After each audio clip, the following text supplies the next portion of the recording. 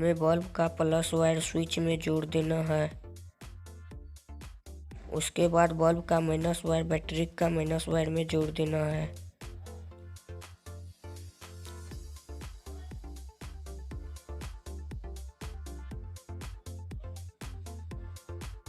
उसके बाद चार्जिंग का एक वायर माइनस बैटरी में जोड़ देना है। चार्जिंग का एक वायर स्विच का एक वायर में जोड़ देना है।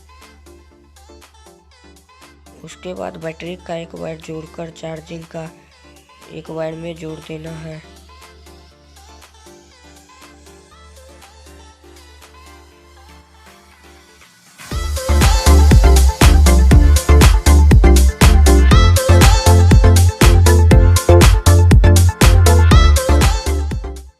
उसके बाद सभी जोड़ पे टेप मार देना है।